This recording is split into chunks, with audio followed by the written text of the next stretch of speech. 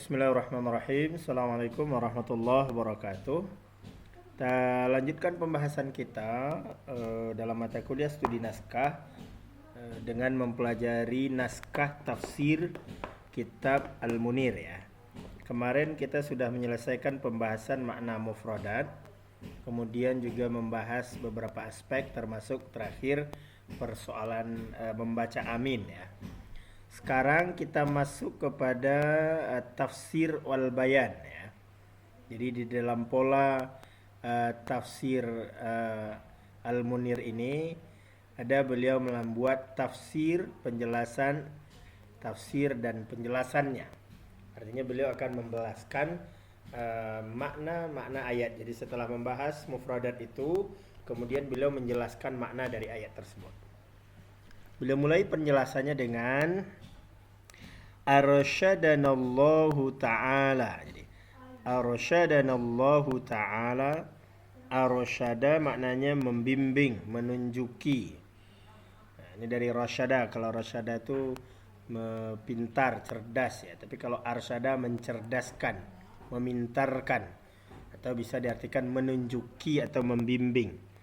Arsyadana membimbing kita Allah Subhanahu wa taala, atau Allah Subhanahu wa taala membimbing kita ila an nabda'a kulla a'malina wa aqwalina bil basmalah. Jadi Allah membimbing kita ila ke, tetapi dalam menerjemah bahasa Indonesia yang baik tidak selamanya ila itu artinya ke. Bisa saja kita artikan dengan bahwa ya. Allah Subhanahu wa taala membimbing kita untuk, ya bukan bahwa ya, untuk yang lebih tepat di sini. Allah Subhanahu wa taala membimbing kita untuk apa? An-nabda'a, agar kita memulai. An-nabda'a, agar kita memulai kulla a'malina, setiap peramal kita, wa aqwalina, dan perkataan-perkataan kita, bil basmalah, dengan kalimat basmalah. Jadi artinya dengan Allah memulai surat Al-Fatihah itu dengan bismillah, secara tidak langsung itu adalah tuntunan dari Allah kepada kita, bimbingan dari Allah kepada kita agar juga kita memulai semua aktivitas kita, semua perbuatan kita, dan semua perkataan kita dengan baca basmalah. Allah saja memulai perkataannya dengan basmalah, lalu kenapa kita tidak? Nah, makanya Allah memulai dengan Al-Fatihah itu sekaligus bimbingan. Ini menurut Muhammad Zuhaili ya, tuntunan bagi kita agar kita juga memulai pekerjaan dan perbuatan kita dengan basmalah. Fahiya matlubun batun lidzatiha. Dan itulah poin yang dituntut ya, sebenarnya diinginkan. Nah, sekaligus juga muhaqqikatun lil isti'anah bismihil azim. Sekaligus itu juga menguatkan, membenarkan untuk mengokohkan ya, untuk isti'anah, meminta pertolongan bismihil azim, dengan namanya yang agung.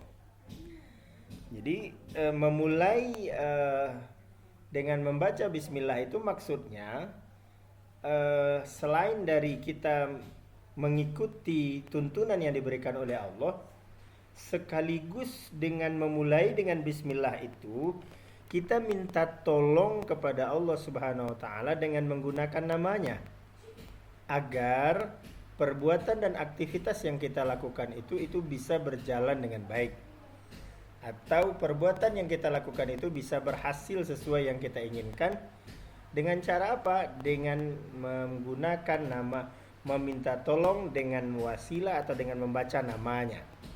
Jadi baca bismillah itu sesungguhnya juga ada di situ unsur permohonan kita kepada Allah, berdoa agar aktivitas dan perkataan yang kita lakukan itu tercapai atau dikabulkan oleh Allah Subhanahu wa taala. Itu poin pertama ya, titik di situ. Nah, jadi penjelasan Wahbah Zuhaili Allah memulai dengan bismillah itu pertama dalam rangka membimbing kita agar kita memulai aktivitas dengan bismillah. Yang kedua, agar kita juga menjadikan membaca bismillah itu sebagai sarana memohon dan meminta pertolongan kepada Allah agar kerja kita itu selesai. Wa 'allamana subhanah, dan Allah Subhanahu wa taala juga mengajarkan kepada kita, wa 'allamana subhanah, dan Allah Subhanahu wa taala juga mengajarkan kepada kita kaifa nahmaduhu ala ihsanihi wa ni'ami. Bagaimana memujinya, kaifa nahmaduhu, bagaimana kita memujinya, ala ihsanihi wa ni'ami, atas kebaikannya dan atas nikmat-nikmat yang telah diberikannya kepada kita. Wa 'allamana subhanahu, dan Allah Subhanahu wa taala juga mengajarkan kepada kita kaifa nahmaduhu, bagaimana cara kita memujinya, ala ihsanihi, atas kebaikannya, wa ni'amihi, dan nikmat-nikmat yang sudah diberikannya kepada kita. Fahuwa sahibus sana'i bihaqqin, dan dialah pemilik pujian dengan benar, atau kalau terjemahan bahasa Indonesia yang baiknya, maka dialah pemilik pujian yang sebenarnya. Artinya dialah yang betul-betul pantas untuk dipuji. Oleh sebab itu, falhamdu kulluhu lillah duna siwahu. Maka oleh sebab itu, pujian itu kulluhu, semuanya, falhamdu kulluh, maka pujian itu semuanya lillahi, hanya untuk Allah, duna siwahu, tidak bisa untuk selain Allah. Jadi pujian itu hanya untuk Allah dan tidak bisa untuk selain Allah. Kenapa demikian? Kenapa pujian itu hanya pantas diberikan kepada Allah, atau kenapa pujian kita itu semuanya kita persembahkan kepada Allah? Li'annahu malikul mulk, karena dia Allah Subhanahu wa taala itu malikul mulki, raja dari semua kerajaan, penguasa dari semua kekuasaan. Wa rabbul awalim, Tuhan alam semesta. Wal mawjudati kulliha, dan Tuhan dari semua yang ada.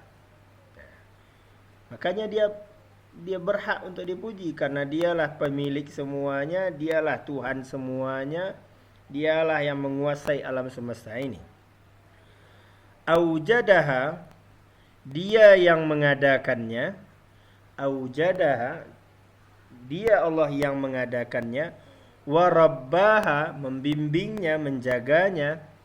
Wa ana biha, dan yang memberikan perhatian dengannya. Wa huwa sahibur rahmah asyamilati ad-daimah.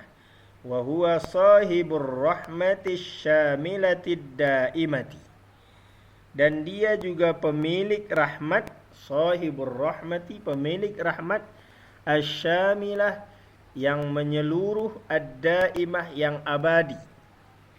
Dialah pemilik rahmat yang menyeluruh dan abadi, atau dialah pemilik seluruh rahmat yang bersifat abadi.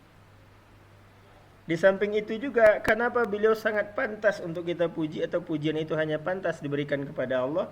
Wa maliki yaumil jazai wal hisab, karena beliau juga penguasa atau memiliki yaumil jazai, hari pembalasan, wal hisabi, dan hari perhitungan, liyuqimal adla al mutlaqa bainal ibadi, agar ditegakkan nanti keadilan yang bersifat mutlak, atau keadilan yang betul-betul adil, bainal ibadi, di antara hamba. Kalau keadilan dunia ini masih semu ini. Masih banyak orang yang mendapatkan hukuman tidak sesuai dengan kesalahan, atau bahkan tidak punya kesalahan sama sekali dihukum, atau punya salah tapi tidak dihukum. Maka keadilan di muka bumi ini sangat semu. Tetapi keadilan di hadapan Allah nanti al-adlul mutlak, keadilan yang mutlak, yang betul seadil-adilnya.